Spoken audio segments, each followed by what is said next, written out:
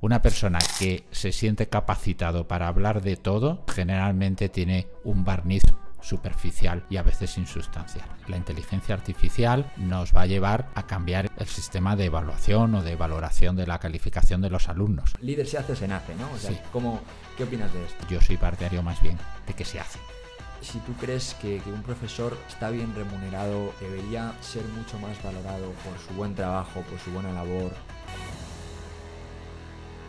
Bienvenidos al primer episodio de Raw Talks. Ya estamos aquí en el primer episodio del podcast que va a estar presentado por mí y cada semana traeré a un invitado nuevo. Invitados que por encima de todo tengan una mirada positiva ante la vida, un paradigma optimista y sean personas con valores. En este caso, para empezar con este primer episodio, pues quería traer a la persona que más impacto ha tenido en mi educación, el cual es efectivamente antiguo profesor mío y hoy le tengo una profunda admiración. Él es Ignacio D'Ambila, experto en recursos humanos, además de dirigir muchas tesis. Por ejemplo, ha dirigido una tesis relacionada con la transformación digital en gestión del talento en las empresas y ya ha sido reconocido por la Universidad Complutense con la excelencia docente. No me enrollo más, va a ser un episodio espectacular, así que os doy paso al primer episodio de Raw Talks. Bienvenidos. Bienvenidos al primer episodio de Raw Talks. Hoy estamos con Ignacio D'Ambila. Muy buenas, ¿qué tal? Hola, buenas tardes.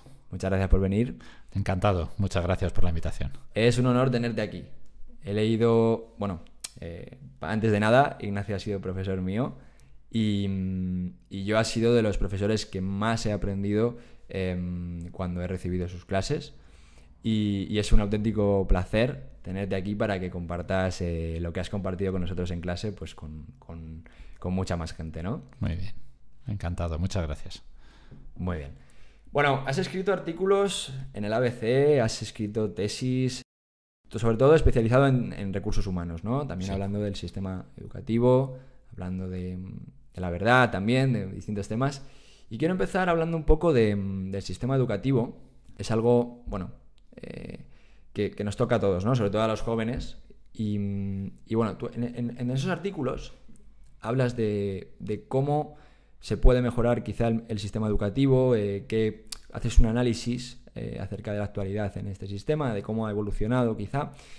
Y yo sí que es verdad que hablando con mi entorno, que es gente más joven, pues escucho opiniones distintas, alguna más crítica, alguna menos, pero también, claro, yo veo quién lo critica y a veces digo, pues no sé si el joven que lo está diciendo está en la posición de criticar, ¿no? Porque no sé si es más algo de que el joven no sabe aprovechar bien el sistema educativo, que el sistema educativo no se adecua bien a la actualidad de hoy.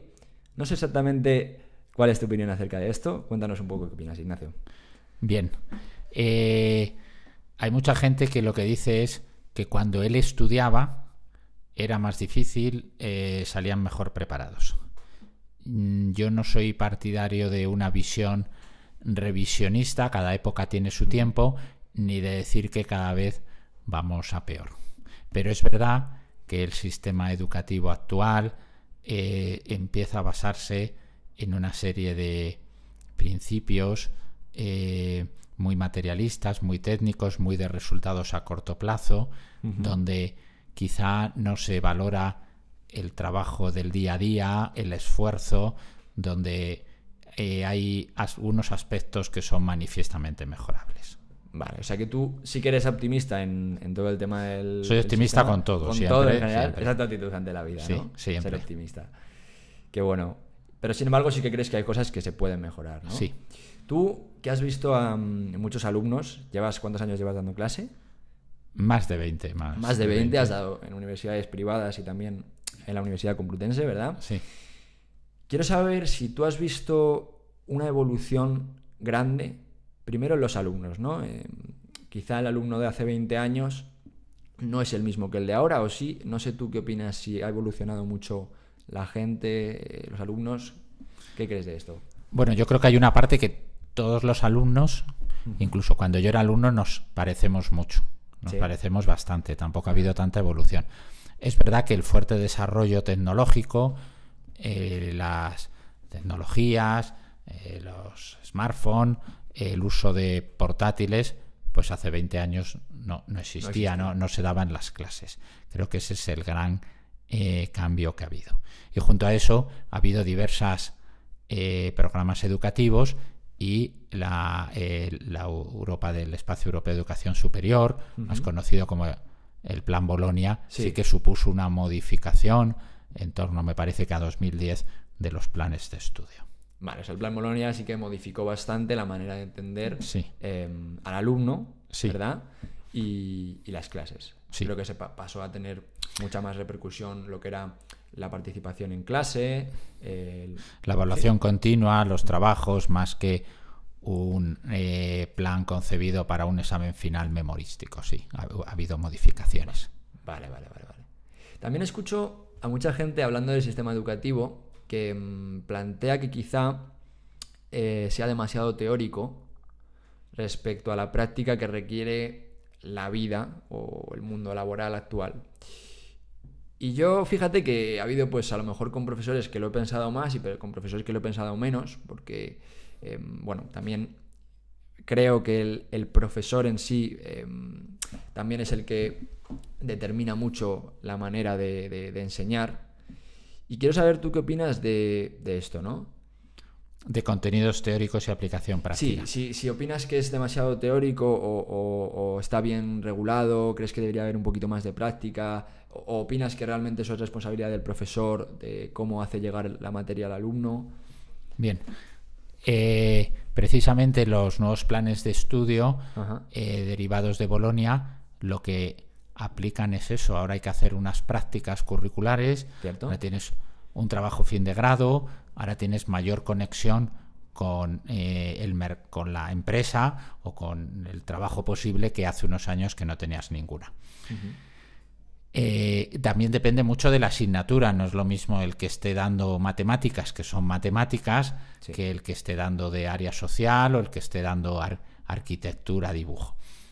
Yo creo que puede haber más aplicación práctica, pero sí que quiero hacer una defensa de contenidos teóricos. Es decir, para saber transmitir o saber trabajar en el mundo laboral al acabar los estudios universitarios hay que saber. Hay un gran experto, buen amigo mío, Ismael Sanz, que dice, para saber transmitir primero hay que saber. No solamente son las llamadas soft skills, las competencias blandas de saber relacionarse, de saber trabajar en equipo, que eso cada vez se da más importancia, sino también tienes que tener los contenidos de la materia legal, jurídica, contable, financiera, artística, educacional, que sea. Si no se tienen esos contenidos, uno cae en la posibilidad de hablar mucho de lo que no sabe, de lo que sabe poco. Vale, me parece una buena apreciación ahí, una buena conclusión. Sí. Hablar mucho de lo que sabe poco. Sí. Y hablando mucho de lo que sabe poco, quiero derivar, me viene como anillo al dedo, para hablar de la actualidad de los gurús. Vale, hoy en redes sociales ha crecido mucho el fenómeno del gurú, de gente que, pues oye, sin tener estudios o sin tener ninguna preparación previa, se lanzan a hacer vídeos de autoayuda, vídeos de inteligencia emocional, dando consejos sobre el éxito, sobre la felicidad, sobre las carreras profesionales. Y es difícil porque, claro, mucha gente, estamos hablando de mucha gente, yo no sé cuánta gente empezará a hacer contenido al día incluso, pero muchísima, ¿no? Y es difícil para los jóvenes, que es un poco en el rango de edad que estoy yo, diferenciar a veces entre una persona que da un mensaje verdadero, un mensaje desde el conocimiento, desde la experiencia, y una persona que simplemente lo hace porque se lucra de ello, ¿no? Porque te quiere vender un curso o porque quiere simplemente pues, crecer en redes sociales sin ese conocimiento previo o sin esa preparación. ¿Cómo opinas que un joven puede distinguir bien entre, por ejemplo, una persona como tú, ¿no? Que sí que tiene muchísimos estudios detrás de todo el tema de inteligencia artificial, emocional, también de la tecnología, ¿no? De la transformación digital? ¿Cómo puede alguien distinguir entre un gurú y una persona experta como eres tú, Ignacio? Bueno, tampoco estoy muy seguro de que yo sea una persona tan experta como dices o que sea una persona experta, pero sí que creo que hay gente en medios de comunicación o en redes sociales que se dedican a hablar de la actualidad de cualquier tema.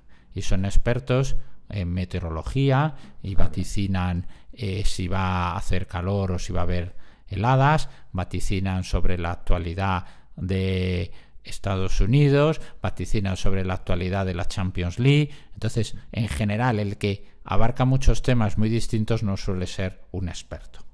Generalmente el experto, y yo no me considero un experto, pero el que sabe de una materia se caracteriza porque detrás hay muchos años de trabajo, de estudio, de esfuerzo, de conocer, y porque conforme conoces más de un tema te das cuenta también de tus debilidades, de las grietas que no conoces. Yo he tenido una inmensa suerte que es, en mis trabajos siempre he estado acompañado, rodeado de gente más valiosa que yo, que me ha ayudado y me ha aportado. Entonces, en general, una persona que se siente capacitado para hablar de todo, ya sea el tiempo, deportes, cultura, política, economía, sociedad, pues generalmente tiene un barniz superficial y a veces insustancial. Y el que es consciente de sus limitaciones y está centrado, pone el foco en un campo, pues quizá pues igual sabe más.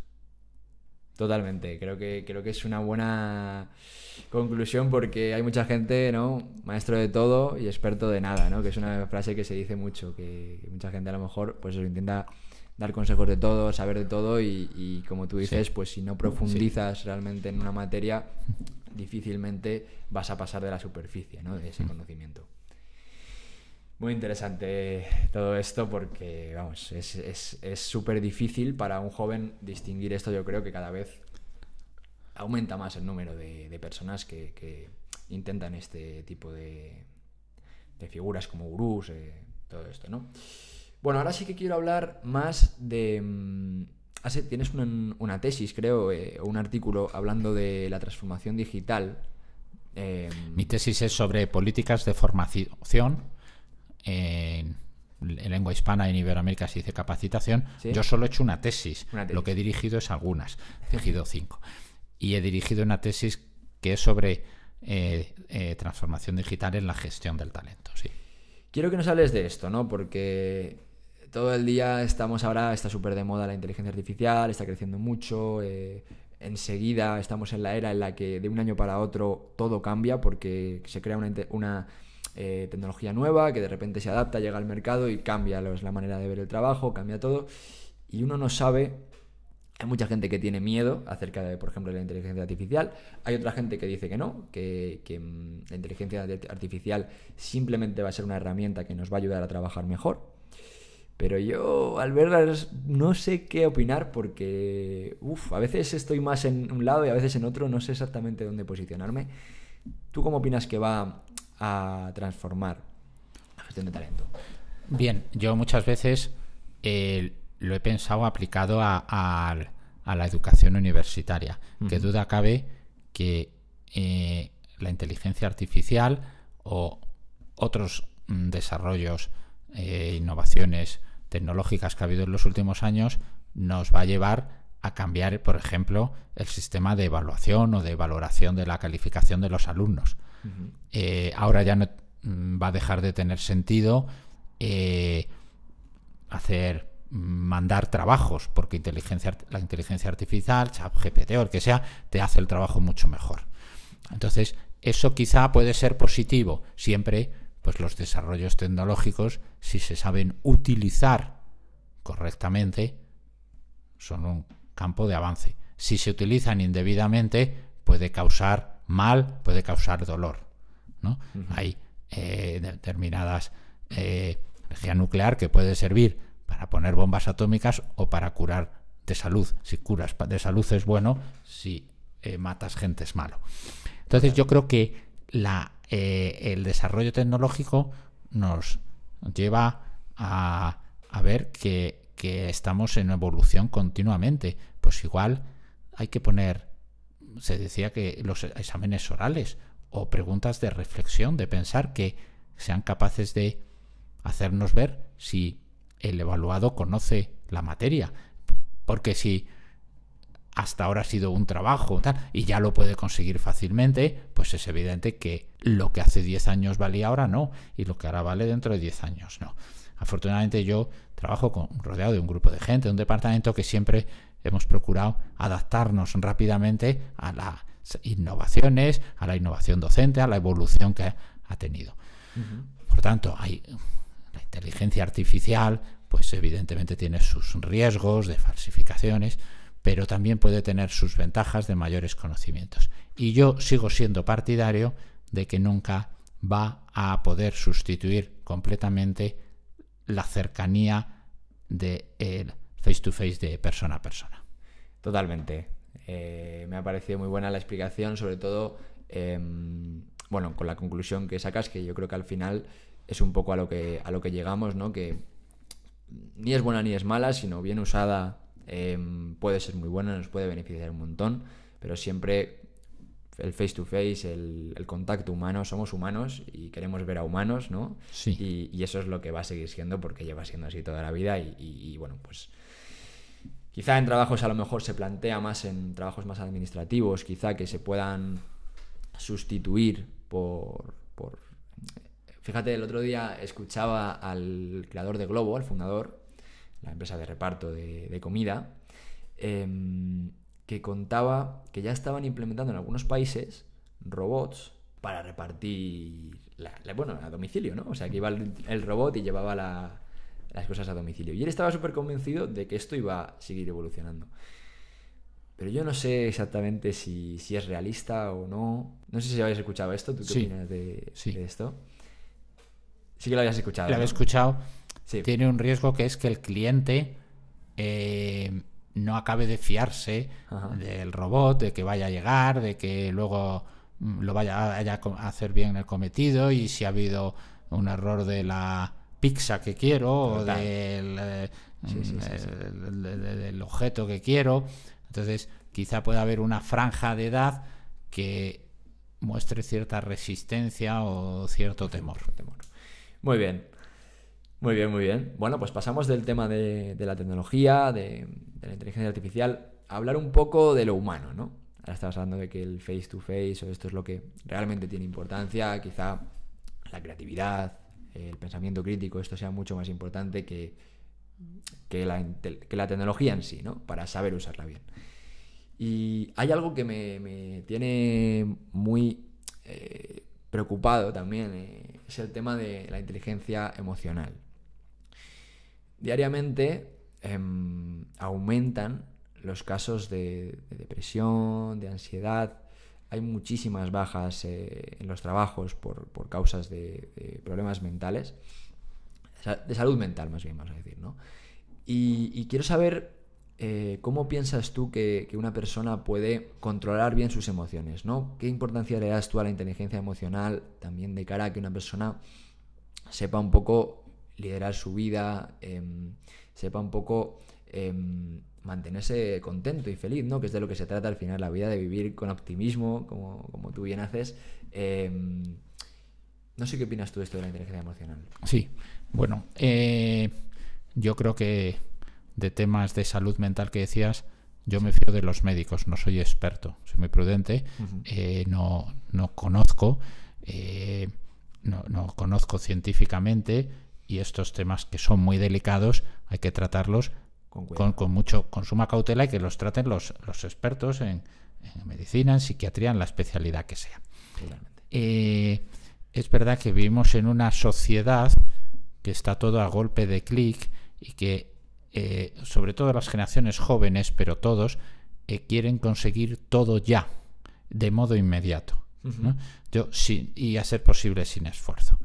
Entonces, la inteligencia emocional, que inicialmente tuvo un boom con yo he publicado, pues sobre todo con Goleman, con Malovey Sayer, con Barón, con unos cuantos gurús en los años que escribieron en los años 80-90, y que luego se ha replicado en muchos estudios. Lo que intentaban transmitir es que no solamente hay que tener conocimientos, no solamente hay que tener sacar muy buenas calificaciones, sino que hay que saber tener las habilidades blandas de las que antes hablábamos, los soft skills.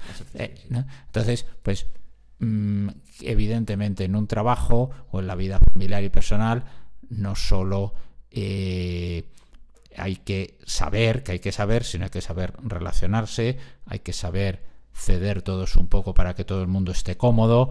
Es muy bueno saber trabajar en equipo, crear empatía, pero nunca eso debe sustituir a la falta de conocimientos, porque si no, pues este señor es muy simpático para mi ocio y mi diversión, pero no para trabajar con él, porque es muy mal profesional. Estoy totalmente contra eso. Entonces, la inteligencia emocional, que generalmente se ha estudiado desde el punto de vista, casi más que saber mucho, es el que sabe relacionarse, el que sabe trabajar en equipo, el que sabe ponerse en lugar de los demás, pues evidentemente en los últimos años pues ha podido derivar un poco hacia problemas alcanzados por la inmediatez y con la que queremos lograr el éxito.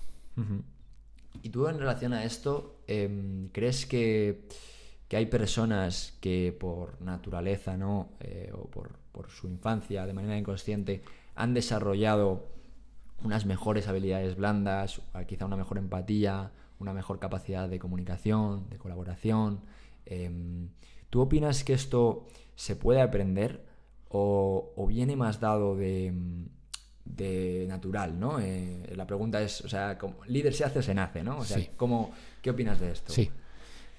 Antes citaba a un experto en educación que para mí ha sido una referencia, Ismael Sanz. Ahora voy a citar a otro que es un catedrático de la Universidad de Valencia, Roberto Luna, que tiene un libro, El líder, que también es buen amigo mío. Vale. El líder nace o se hace. Puede haber un componente genético de familia, de zona geográfica, de carácter, pero generalmente yo soy partidario más bien de que se hace, ¿no? Vale. Es decir, que si una persona no desarrolla unos hábitos positivos, saludables, de modo repetitivo, pues tendrá una gran capacidad de relación con los demás, pero si se queda siempre en su casa la pierde. Y si una persona es más tímido, más coincidente, pero va esforzándose, yo creo que la repetición de los hábitos operativos buenos, que se conoce como la virtud, de el esfuerzo por ponerse en lugar de los demás, de la generosidad en el tiempo con los demás, puede hacer que el líder acabe haciéndose, acabe destacando más que aquel que a lo mejor a priori pues era muy inteligente o parecía, pero bien. Y después hay que intentar, especialmente has dicho varias veces, yo soy más joven, no sé si yo te parezco muy mayor o muy anciano, pero cuando uno crece en edad suele reducir su paciencia. Entonces no podemos envejecer prematuramente ni envejecer mal. Tenemos que seguir teniendo que soportarnos a nosotros mismos, que seguir aguantándonos. Tenemos que seguir siendo capaces de dar pues lo mejor a la sociedad que tanto nos ha dado. Mi labor como profesor es que soy consciente, trabajando en una universidad como la que trabajo, que es la más grande de España y de la que me siento tan orgulloso, es devolver a la sociedad lo mucho que me ha dado, lo mucho generosa que ha sido conmigo.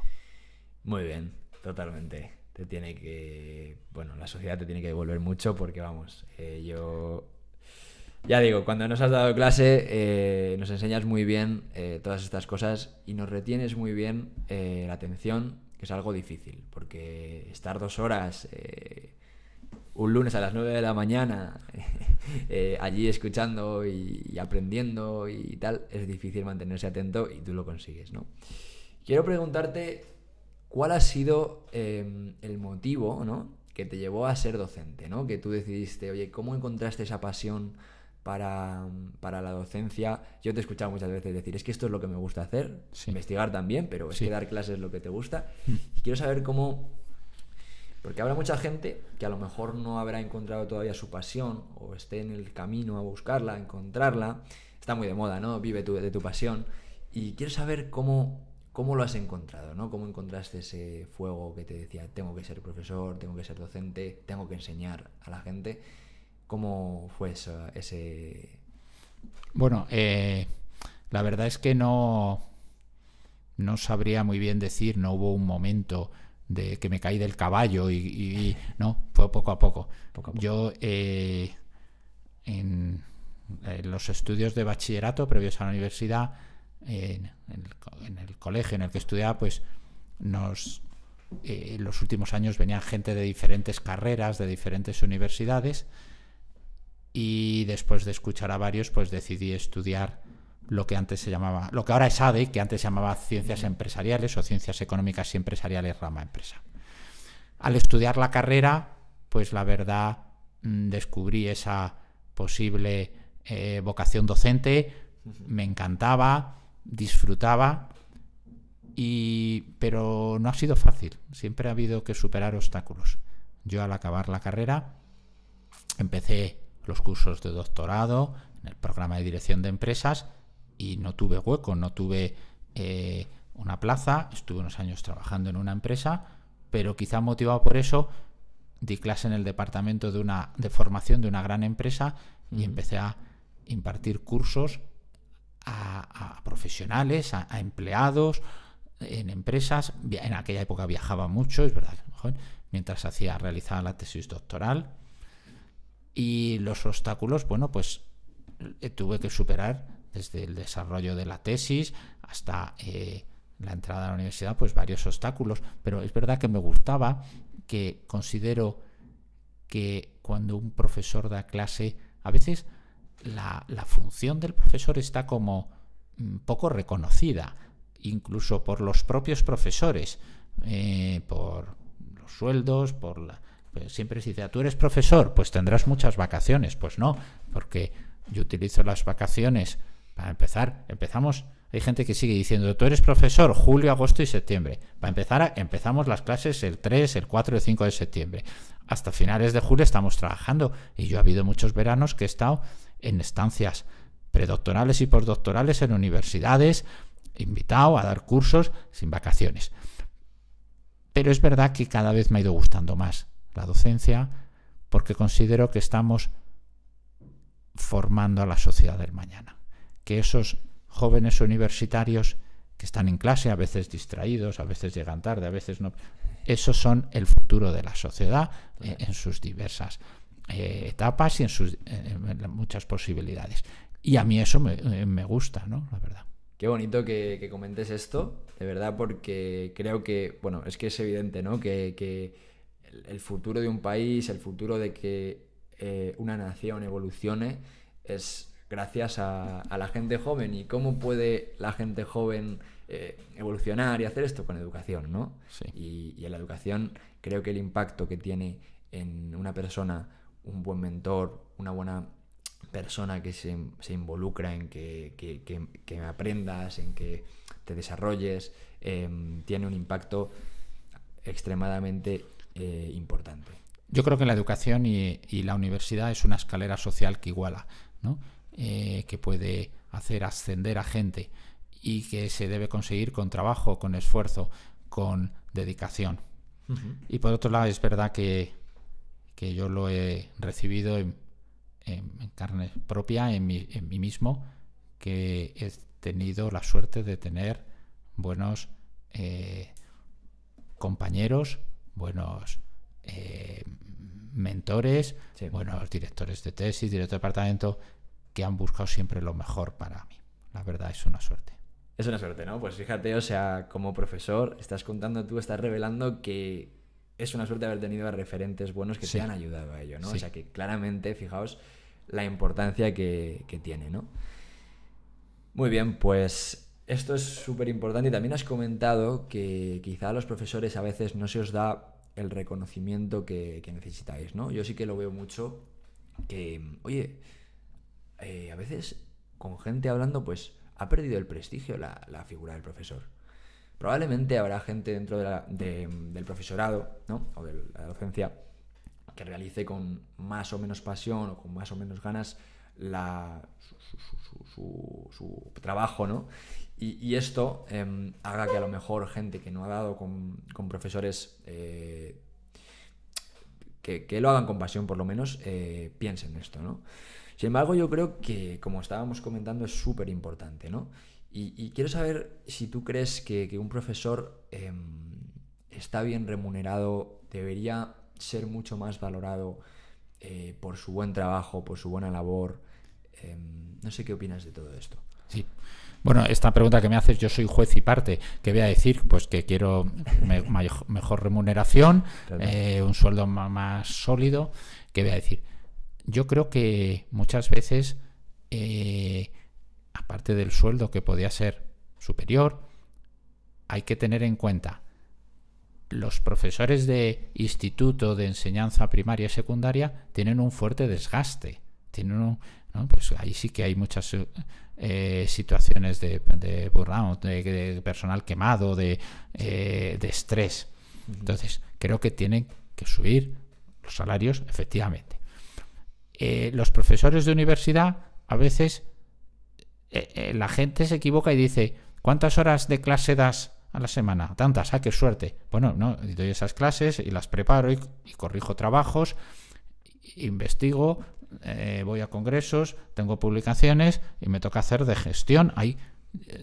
Yo tengo la suerte de tener unos compañeros que se dedican en exclusiva o casi en exclusiva a la gestión, y gracias a ellos pues los demás podemos más fácilmente brillar. Siempre mi agradecimiento a costa propia, que se felicitan con la promoción de otros. Entonces, yo creo que el riesgo que tienen los profesores es la falta de autorreconocimiento. Hay algunos profesores que dicen: no, es que estamos muy poco valorados, estamos muy poco reconocidos, parece que éramos como los últimos de la clase, que no pudimos ir. No, yo creo que eso no lo piensa la sociedad. Y después, cuando viajas y cuando dices que eres profesor y cuando dices que eres profesor de la Universidad Complutense, ves que tiene fuera un prestigio grande. Y en la sociedad también, aquí, la sociedad española, soy profesor de la universidad, que muchas veces es algo muy hispano. Se dice, si ves a alguien hablando mal de sí mismo, es un español, ¿no? O de su ciudad o de su país, ¿no? Sí. Entonces siempre nos pasa, ¿no? Pues, pero creo que no corresponde a la realidad. Claro, o sea, realmente sí que has visto que la sociedad pues sí que tiene...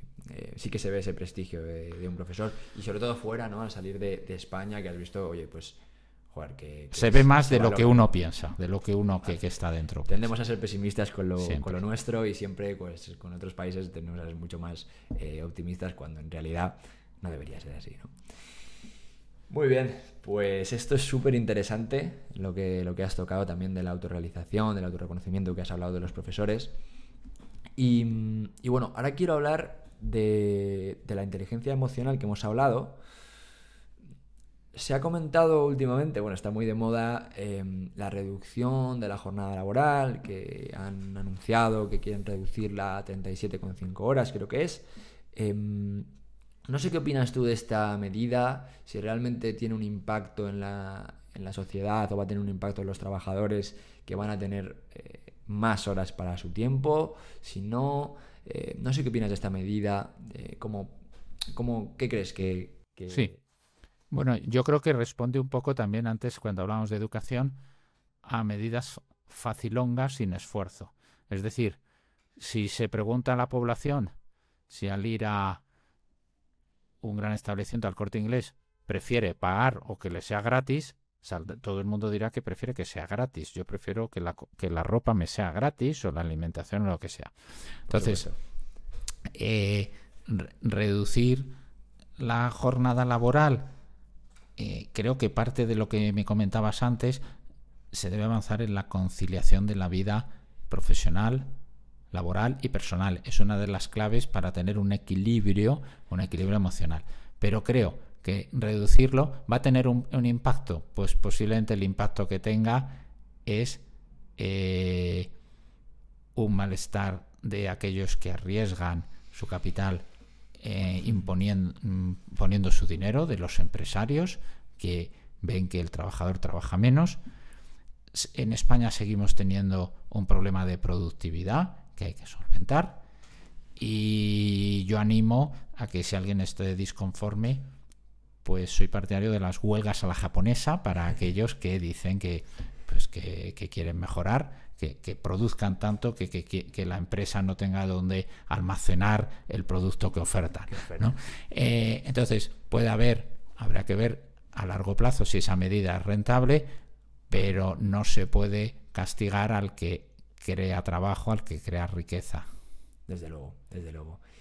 ¿Y cómo opinas que un joven, sobre todo, que a lo mejor está a punto de entrar a su primer trabajo, a su primera experiencia laboral, o igual ya ha tenido algunas, pero han sido a lo mejor en trabajos más precarios, en la hostelería, de monitor, por ejemplo, pero nunca han sido en su disciplina, ahora que van a dar ese salto a entrar en un nuevo trabajo, van a cambiar de etapa, van a entrar, ¿cómo pueden brillar a la hora de llegar a la empresa, ¿no? ¿Qué crees que tienen que tener en cuenta para ser excelentes, ¿no? Desde el día 1, que se vea, oye, pues a lo mejor no tienes mucho conocimiento técnico, pero tienes actitud, tienes ganas, tienes pasión. ¿Qué crees que es importante para esto? Bueno, yo creo que esto enlaza con lo que decíamos antes. ¿Cuál es mi trabajo como profesor universitario? Preparar del mejor modo a esos alumnos que pasan por las aulas para que estén preparados a esa nueva etapa. Empiezan una nueva etapa, empezáis una nueva etapa apasionante, sí, que se desliga de los lazos académicos. Yo creo que sí, que nunca se debe olvidar a los lugares, universidades o institutos, colegios donde uno ha estudiado, de mostrar su agradecimiento, pero empieza una etapa apasionante que puede llevarle pues 45 años o una etapa de muchísimos años. Entonces, yo creo que el modo de éxito brillar, distinguiendo también entre un gurú y un experto, se consigue después de muchos años de trabajo donde no se brilla, después de muchos años de hacerlo bien. Si uno quiere brillar en una empresa, no creo que lo consiga el primer día ni el segundo, sino después de un prolongado tiempo de trabajo donde ha pasado más oculto. Hay mucha gente que dice, oye, si quiero promocionar en la empresa, quiero ascender o que me suban el sueldo, ¿qué tengo que hacer? Lo que tienes que hacer es primero trabajar, después trabajar, y ya se dará cuenta el jefe, el directivo, el superior inmediato que compensa la fidelización de un talento valioso. Ya pasaremos a ser personal que genera unas ventajas a la empresa, que la empresa es la primera interesada no solo en la retención, sino también en que estés a gusto, en que tengas un mayor salario, que tengas un posible desarrollo de carreras profesionales. Pero una vez habiendo demostrado que efectivamente ya tienes buena experiencia, tienes una buena base, trabajas bien. Y esos son años, eso es tiempo. Claro, yo te lo pregunto porque escucho muchas veces, ¿no? También en entrevistas o tal, ¿qué tengo que hacer para brillar en mi primer trabajo? Para tal. Y se habla, bueno, pues llega y saluda a todo el mundo, llega y apréndete el nombre de todos, o llega y, oye, comunícate bien y no tengas vergüenza y ten buena actitud. Y yo creo que estos pueden ser cosas que pueden ayudar, pero desde luego me ha encantado la respuesta que has dado, porque creo que sin experiencia, o sea, ¿cómo se aprende a trabajar? Trabajando, ¿no? ¿Cómo se aprende a estudiar? Estudiando. ¿Cómo se aprende? Tienes que hacerlo, ¿no? Para llegar a tener una buena posición, brillar dentro de ese trabajo, ¿no? Que se te remunere como es debido, como vales en el mercado. Y creo que es súper interesante, ¿no? Porque bueno, no se escuchan mucho estas respuestas en las redes sociales.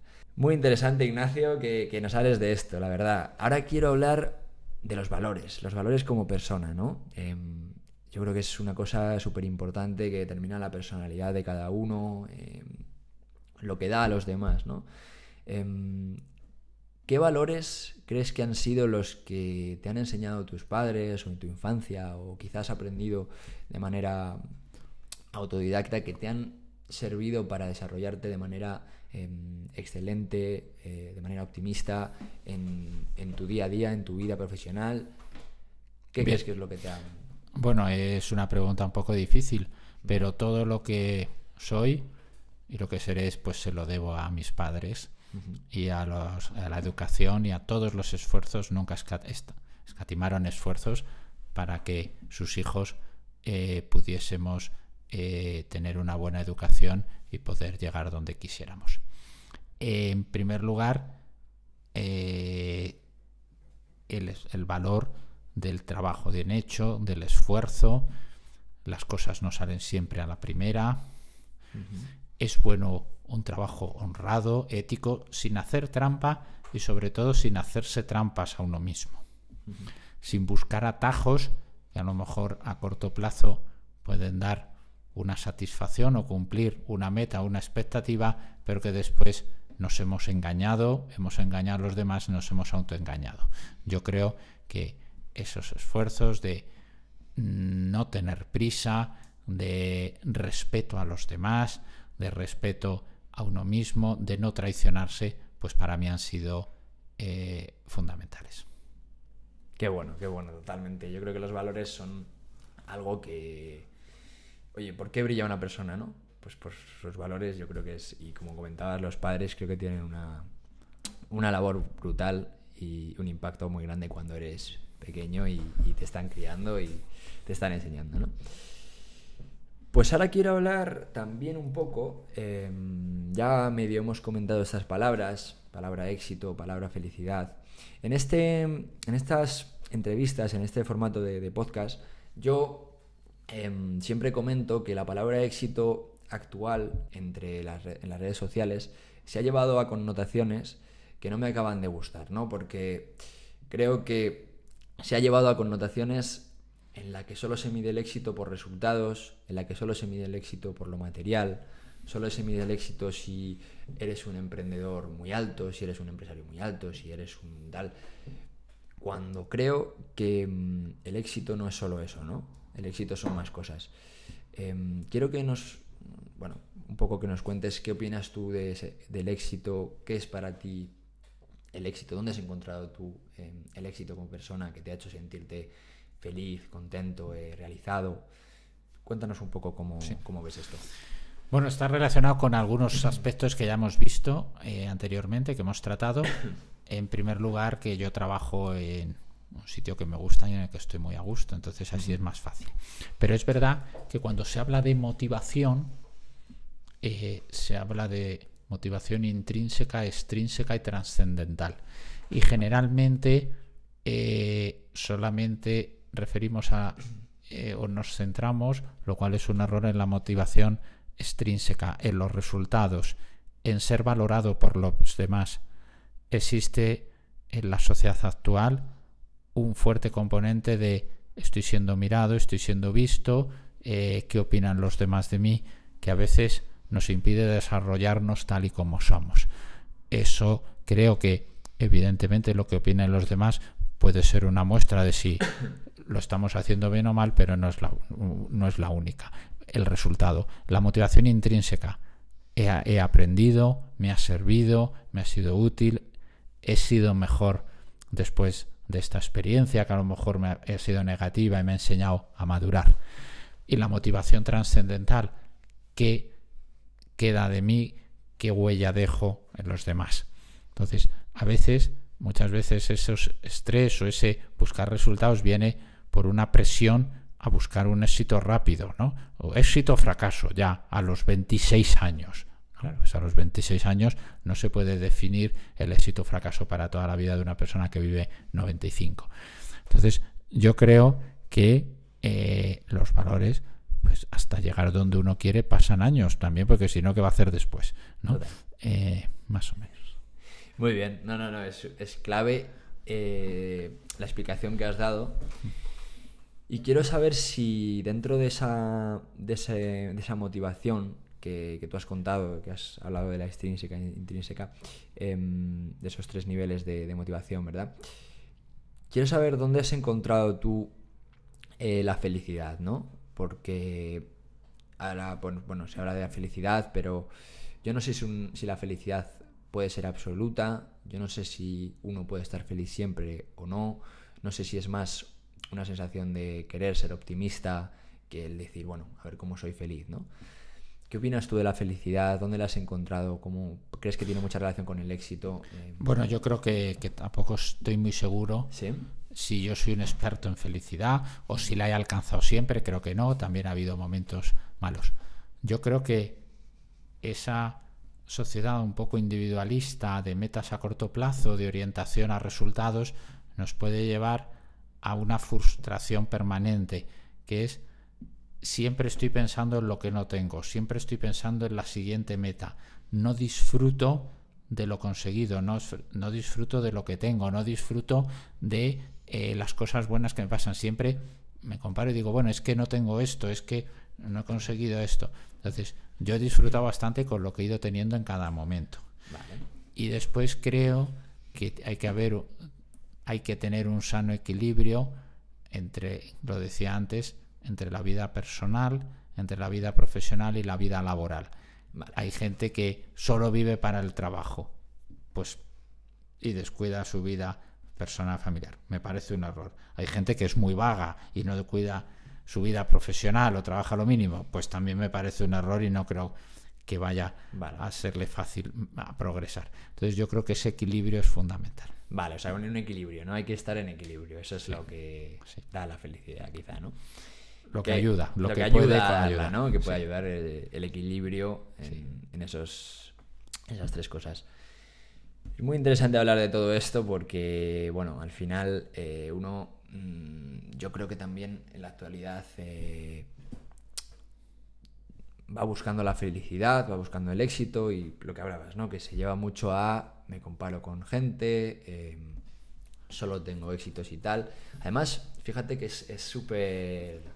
No sé, a mí me parece muy curioso porque abras las redes sociales, abres LinkedIn, abres Instagram, abres TikTok y todo el mundo muestra lo bueno, ¿no? Muestra, oye, el máster que ha aprobado, el trabajo que tiene, la casa que ha vendido, el viaje que se ha hecho a Australia, la media maratón que ha corrido. Y creo que no es la realidad, ¿no? Porque uno solo muestra en las redes sociales lo bueno. Y tú abres las redes sociales, bueno, y parece que todo el mundo está mejor que tú. Claro. Pero no siempre es cierto, ¿no? Yo creo que esto distorsiona un poco la realidad. Es importante. También corrías, ¿no? Creo que lo contaste. Sí, siempre me ha gustado hacer deporte, aunque lo he tenido que ir adecuando a la edad.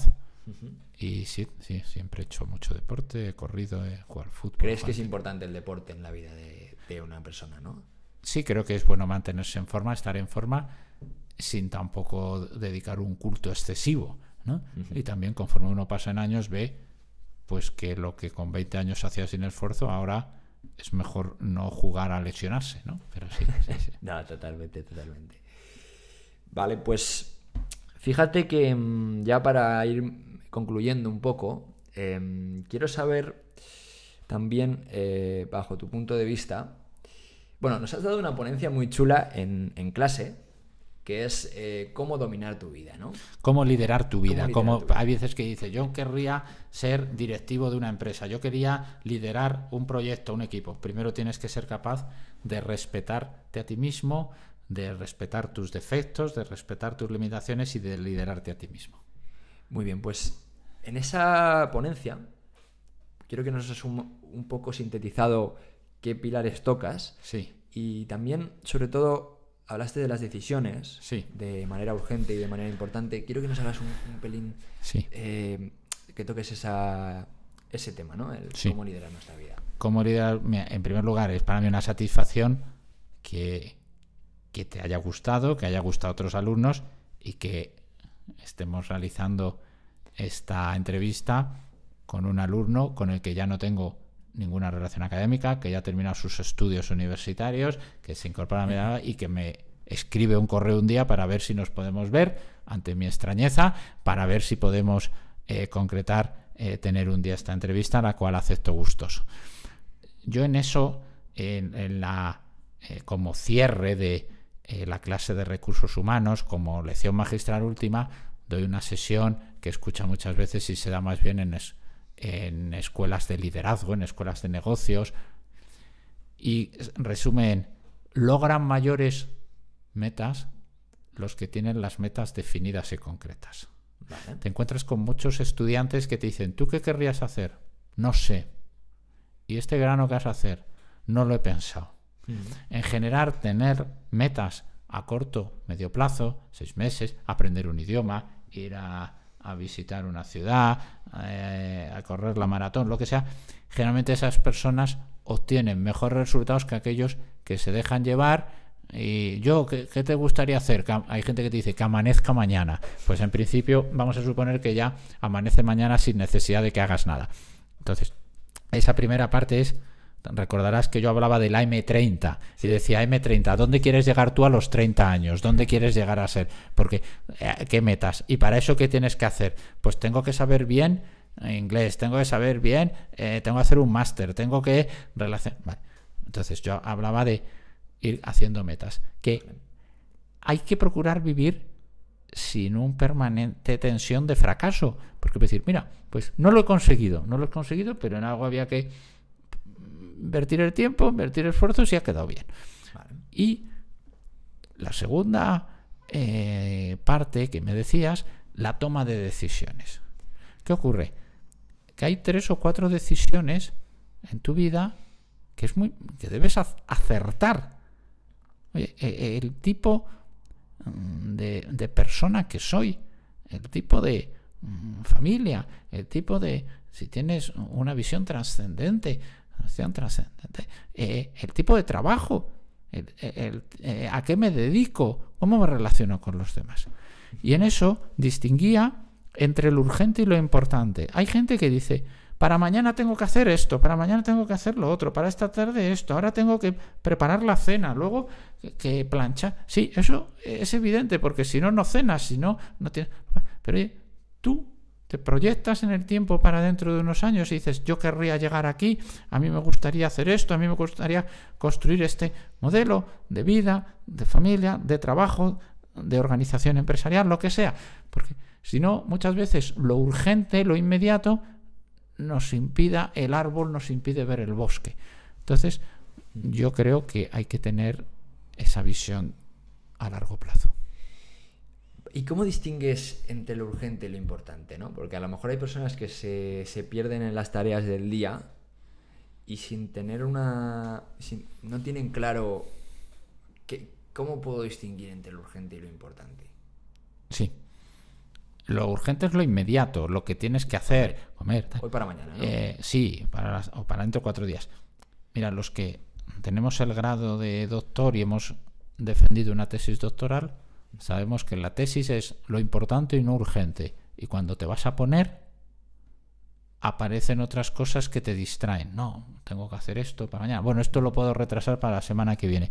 Pero es una semana que viene que nunca llega, que siempre es un retraso. Entonces, esas cosas que te van a conformar la vida con lo que a ti te gusta hacer, mejor profesional, mejor persona, o dedicados a las cosas importantes, a tu vida, a tu familia, pues son las que son importantes. Muy chulo, muy chulo. No, creo que es muy importante, ¿no? Porque al final las decisiones, como tú decías, hay varias que tienes que acertar, ¿no? Y que las decisiones marcan nuestra vida, porque fíjate, tenía una reflexión hace poco con un amigo, ¿no? Que estábamos hablando de esto, de las decisiones, de oye, ¿cómo...? Y me decía, mira, es que yo me he dado cuenta de que aunque no decida, o sea, cuando hay una decisión que tomar, aunque no decidas, en sí mismo ya estás tomando una decisión. Que es la de no decidir, la de no actuar. Efectivamente, ¿no? Sí. Y eso me parece... Eso muchas veces es lo peor que puede pasar en muchos casos. Hay veces que sí, que hay un problema que se resuelve solo sin hacer nada. Pero habitualmente no es lo mejor cerrar los ojos, la política de avestruz, o dejar escondido en un cajón o en el fondo de los archivos un problema. No se suele solucionar. No suele solucionarse, ¿no? Habitualmente no. Muy bien. Quiero hablar de la meritocracia. Sí. El término meritocracia también está ahora muy de moda. Y no sé qué opinas tú de este término, de la meritocracia, de si crees realmente que todo depende de uno mismo o sí que influye el entorno en el que nazcas, la situación socioeconómica en la que nazcas, o cualquier persona puede construir lo suyo desde cero. Creo que tú eres un ejemplo de ello, que ha construido su carrera con la excelencia docente desde cero. Y no sé tú qué opinas de esa meritocracia, de si es real o no. Bien, qué duda cabe que el ambiente, el entorno, las facilidades o dificultades, incluso la forma de ser o el carácter o la familia influyen. Esto es evidente, incluso no solo eso, sino el país en el que vives, la época en la que vives, los medios técnicos, humanos, materiales que tengas. yo creo que el esfuerzo, el mérito iguala bastante. Es decir, cuando un alumno se presenta a un examen, pues bueno, puede tener más hábito de trabajo, más facilidades, pero eso iguala bastante. Creo que se debe huir de un exceso de perfeccionismo, de un exceso de búsqueda de resultados a corto plazo. Pero soy más partidario de buscar el mérito y del esfuerzo, el trabajo, que de el da igual, porque es la excusa muchas veces del que no quiere trabajar, es la excusa muchas veces del vago, es muchas veces la excusa del que quiere que los demás le sostengan, le mantengan, y como se dice, vive de los padres hasta que puedas vivir de los hijos. Entonces yo creo que hay que esforzarse. Hay que esforzarse e intentar tomar control de lo que uno tiene, ¿no? Sí. Que eso es muy importante. Yo creo que es muy acertado lo que dices, porque, pues oye, es verdad que puede haber sus diferencias entre personas, entre habilidades, pero bueno, hemos hablado de ello, de que tú crees, además, y yo creo que es verdad, que uno puede trabajar esas habilidades, puede desarrollarlas, y que todo lo que hay que tener en cuenta es lo que tú puedes hacer, ¿no? Cómo tú puedes tomar... Sí, tu vida, sí, ¿no? pero no solo, o sea, no hay que esforzarse. O sea, hay muchos libros también de estos de autoridad que dicen, si tú quieres llegar a esto, puedes llegar. Efectivamente, mejor eso que no hacer nada y esperar que te lo den regalado. Pero hay veces que tú quieres llegar a un sitio y no llegas. Y hay veces también hay que saber convivir con que nunca sale todo bien a la primera. Hay que saber tener resiliencia, hay que saber tener resistencia al fracaso, a la adversidad, a saber levantarse cuando uno se ha caído. O sea, esa frase de que todo se puede conseguir, ¿tiene parte, que tú crees? ¿Tiene parte de verdad o no? Creo que el esfuerzo es bueno, pero que no es cierto al 100%. O sea, no todo el mundo puede ser Rafa Nadal, ¿no? Por ejemplo, ¿no? Pues si uno dice, no, es que voy a jugar al tenis, voy a dar clases, tal, pues nunca llegará a esa Rafa Nadal. Claro. Es muy difícil, ¿no? Sí. Pero desde luego hay que tomar control de lo que podemos hacer e intentar buscar la excelencia, ¿no? Que sin echar excusas o sin buscar, sino tratando de venir a nuestro control, ¿no? A lo que está dentro de nosotros. Qué interesante todo esto que hemos hablado, Ignacio. Muchas gracias. Para mí ha sido un auténtico placer tenerte aquí. Al final de las entrevistas o de las charlas, los podcasts, me gusta cambiar el rol, ¿no? Esto lo dejo siempre en sorpresa porque me gusta la espontaneidad del momento, con lo que hemos hablado, ver qué surge, ¿no? Y quiero saber si siempre le hago al invitado decir, oye, si tú pudieras hacerme una pregunta de profesor, alumno, de persona joven pero algo más mayor, a persona más joven, de persona con mucha experiencia en el mundo ya también laboral, pero también personal, porque al final los años lo dan, a una persona joven. No sé si se te ocurre alguna pregunta que me puedes hacer o que crees que... Mira, yo creo, me lo sé decir en clase, que un buen profesor es el que no solo enseña, sino también aprende. Ajá. O sea que en absoluto creo que por haber nacido antes o ser más mayor o tener más formación académica, nunca nadie me pueda corregir o nadie me pueda enseñar.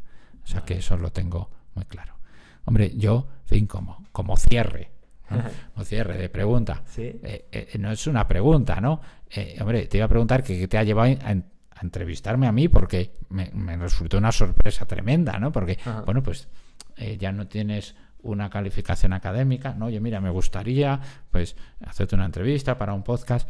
Entonces, tengo que decirte que para mí es una satisfacción que un antiguo alumno, ha habido varios que pasados los años han pasado por la facultad, han pasado a recoger su título, pasaron por allí y han ido a verme al despacho, tanto en Somos Aguas, en Económicas como en Comercio, y han dicho, oye, no, que quería saludarte, que me gustaría pues contarte que estoy trabajando en esto, y ojalá pues que dentro de 5 o 10 años podamos volver a hacer otra entrevista así, ya en el que tú ya estés, esos estudios de comercio que has hecho pues te hayan llevado a una posición laboral mejor, que es lo que queremos, ¿no?